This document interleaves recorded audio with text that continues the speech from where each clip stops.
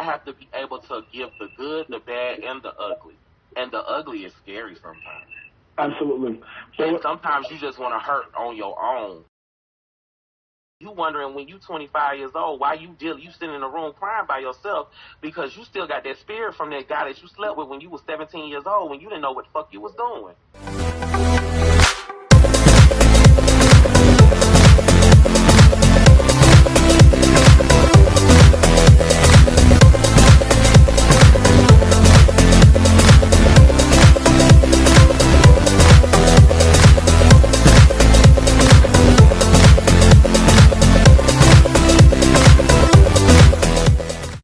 What up, what up, what up? What's going on? You're tuned in to Verse TV, and I am Rico Castelline. Make sure you hit that like, share, comment, tweet, retweet, hashtag, pound, everything. Subscribe now and get all the tea on Verse TV. Pound that ass. See y'all. All right, y'all. It's time to, now we got the tea with Rico. Now it's time to get all the Verse tea questions, now to get the real tea. So hopefully you guys are ready for this. So here we go. First on our list, so we asked all our candidates about all the tea interviews this. If you had all the money and power necessary, what would you do or change that you would feel would be most beneficial for the LGBTQ community? I would make more safe spaces for LGBT community, for the kids. Because there's a lot of people that I've met along my journey that got let go from their families so young. And it still happens. And they don't know what it is to have a comfortable, safe space. Like, everything is like, you feel like you have to give up your body to stay somewhere, or you have to worry about somebody stealing something from you.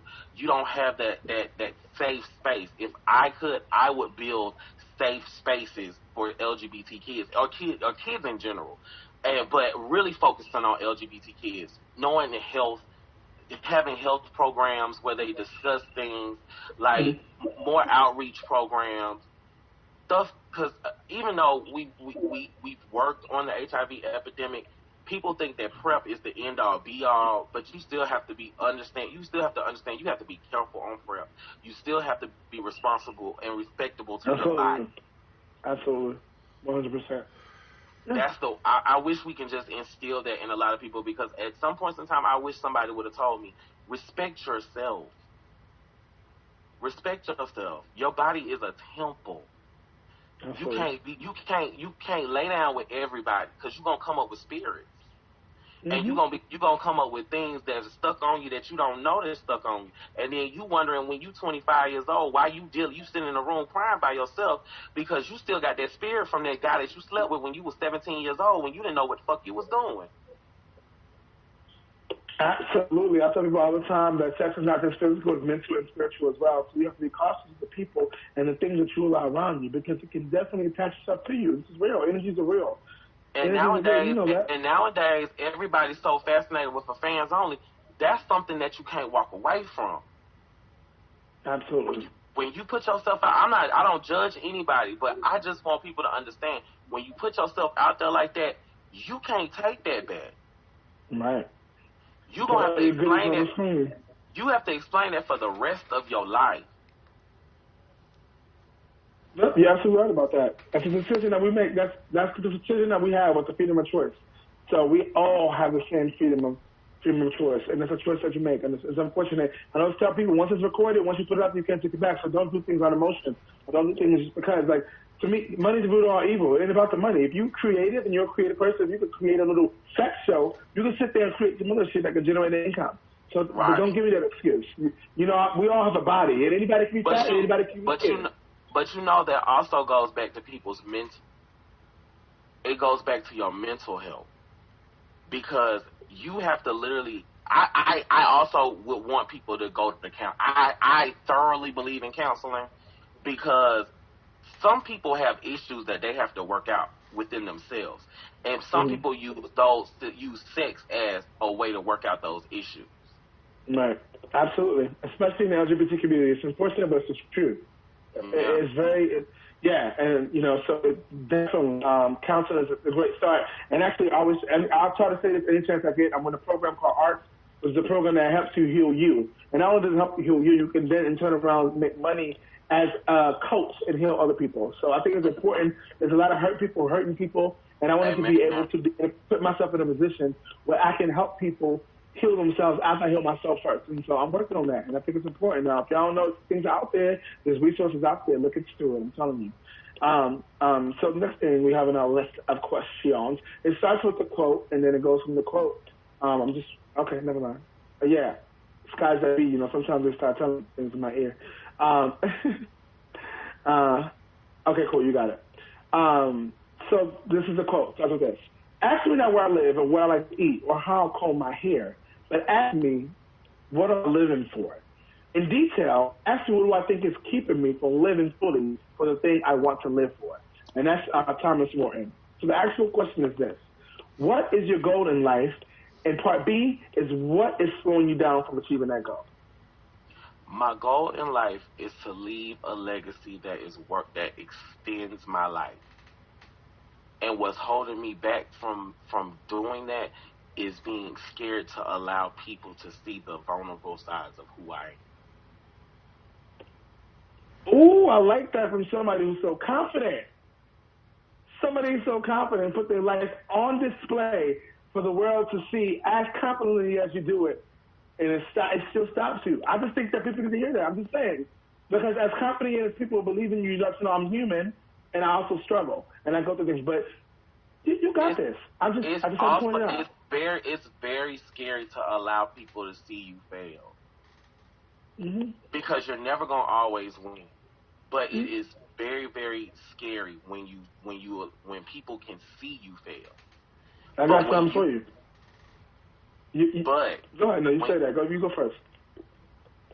But that's the one thing. That's my biggest thing. I want to leave a leg. I want to know that when I die, I touched and changed someone's life. I know that sounds so corny, but I also used to be I also used to be a youth tutor at schools where I would sit with younger kids and I would just be their friend, be their mentor, give them somebody to look up to, because we all had that one person in school that left a mark in our lives to where we are still adults and we still remember that person.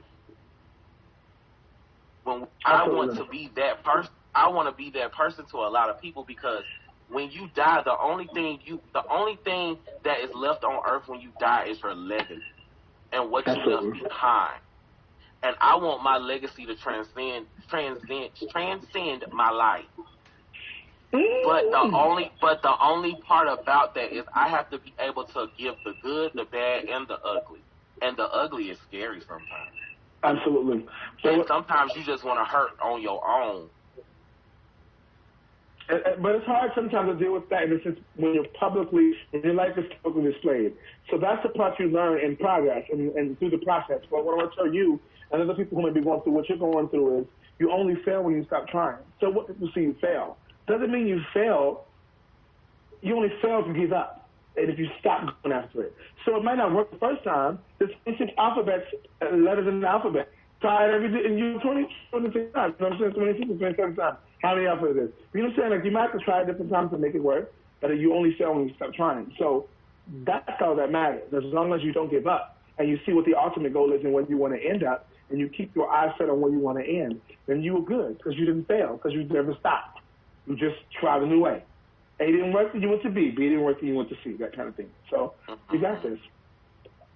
Okay, cool. So number 3 is this. A real quick question is, what is your deepest tea?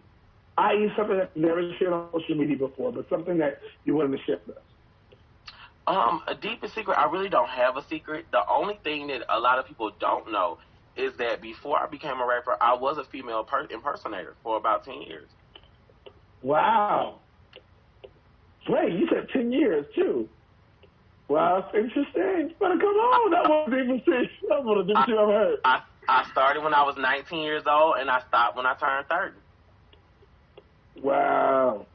Well, see, talent will make way for you. Clearly, I would never know that if you didn't tell me. I was going to look it up just because I think this is so dope and so talented. Y'all never know who we're talking to, y'all. We're gonna keep it. We got 2 more quick questions. And this one, what is the biggest stumbling block that you've had that you encountered in your path up, and how did you overcome it? And then one more The question. biggest stumbling block that I have encountered is the artist by the name of Mistress. You have to learn who you work with first. You have to learn the people that you say you want to work with, because a lot of people aren't good for your brand, and a lot of people aren't good for their own selves.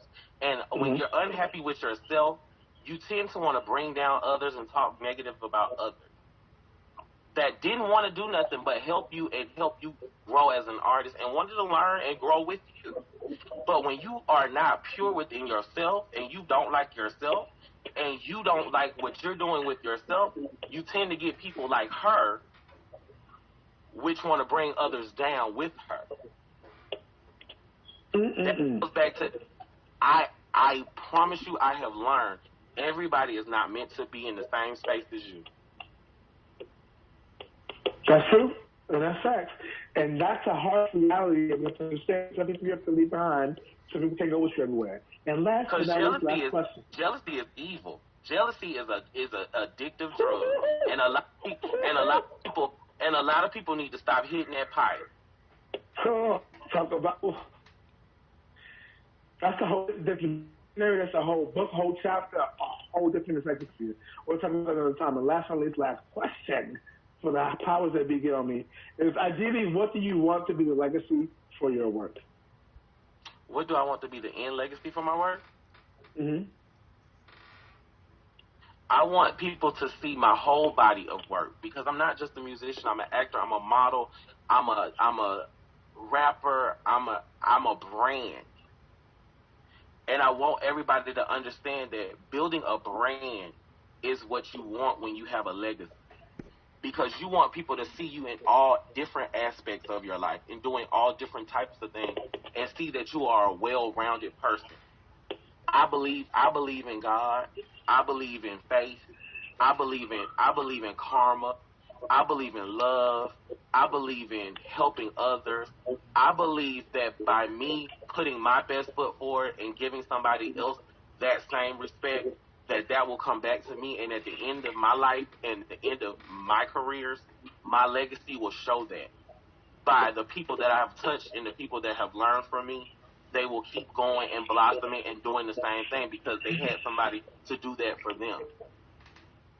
Yes, Rico, we did it. Thank you so much. That was a great way to end. Please tell the people where to find you. Tell them, let them know where you know what I'm saying. Like, first and foremost, again, shout out to you. Thank you for being here. Let them know where to find you. Let them know if there's anything major besides season 2 coming up. And that'll be over. I just want to this is amazing. Thank you. Thank you. Well, once again, this is straight out of College Park. This is Rico, and I'm giving you all the tea on Verse TV. And I want to shout out to Toolbox for sponsoring this lovely fit tonight. That's one of my sponsors. Yes. Enjoy chocolate. You can go to what'sinyourtoolbox.com, or you can find them on Instagram. I want to shout out to A Connection TV for always being a part of everything I do. I want to shout out to Pink Gorilla Entertainment, Buzz Gutter, Chad, Goldie, Tia. I want to shout out the book, because ain't going to be no clowning. So I want to shout out to Buzz Clown. And I want to shout out to all my core people that follow me. I don't have fans, I have friends. And I thank y'all for coming along with me on this ride. Yes, y'all. It's the Verse TV, all the team with Tropics Music. And Rico Castaneda, thank you guys so much. We're on radio now, so check us out, y'all. Tropics Music. Yep. Thank you guys so much.